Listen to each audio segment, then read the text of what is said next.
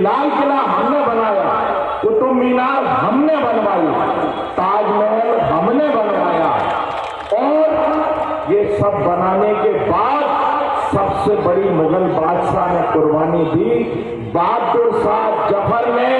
अपने तीनों बेटों को अंग्रेजों के खिलाफ में जब मार दिया और उनके सर काट करके उनको नाश्ते में दिए गए, तो इससे बड़ी, और ये जो गोलवलकर की औलाद, दीनदयाल उपाध्याय की औलाद, ये कड़ी मार, मैं बता देना चाहता हूं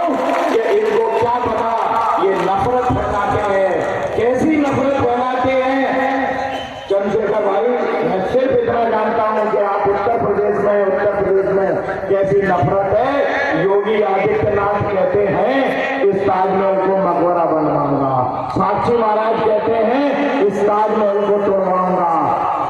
यूपी के कई विधायक स्टेटमेंट देते हैं कि इस ताजमहल को तोड़वाऊंगा। अरे ये प्यार और प्रेम की बातों को क्या जाने मोदी जी और ये सभी लोग, इन्होंने नफरत फैलाने के अलावा इस देश में कुछ नहीं किया है। इस देश में इन लोगों ने नफरत फैलाई है, और नफरत फैलाने में ये ताजमहल को तोड़ने की बात करते हैं, जो एक प्यार और प्रेम की निशानी थी, उस निशानी को ये बर्बाद करने की बात है। मेरी मुस्लिम बहनें बैठी होती हैं, इन सबके सामने मैं ये कहना चाहता हूं, इस तरीबार को, उस मोदी को, कि अरे तेरी कोई मुमताज होती तो तुझे ताजमहल की कदर होती, अरे तुम्हारी कोई मुमताज ही नहीं है तो तुम ताजमहल की कीमत क्या जानो। मेरे दोस्तों, इसलिए हम गद्दार नहीं है, मुसलमान और हम वफादार हैं। हम लोगों ने सीखा है क्योंकि हम सब लोग डॉक्टर बाबा साहब आम्बेडकर के सपूत हैं, और इसलिए आज हम सब लोगों को एक साथ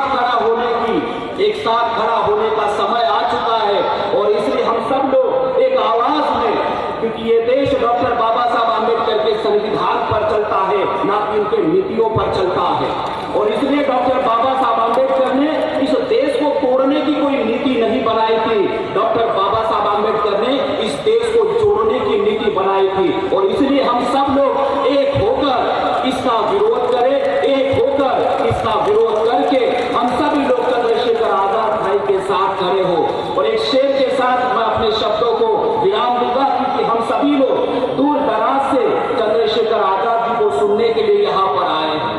मेरे सीने में नहीं तो तेरे सीने में सही,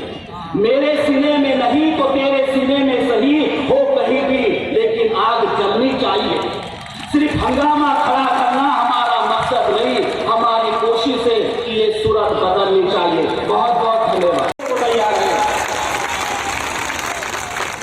वो दौर से आजादी बनाने वाले चंद्रशेखर आजाद था जो शहीद हुआ था, और आज उन दलालों से आजादी बनाने के लिए एक दूसरा चंद्रशेखर हमारे पास आया। ये चंद्रशेखर आजाद जो लड़ाई लड़ रहे हैं, और ऐसी लड़ाई जो मिनटों पर इनको जेल भेज दिया जाता है, NSA फांसी पर लगाकर भेज दिया जाता है, लेकिन जिसकी हिफाजत अल्लाह करे उसको कोई नहीं मिला सकता,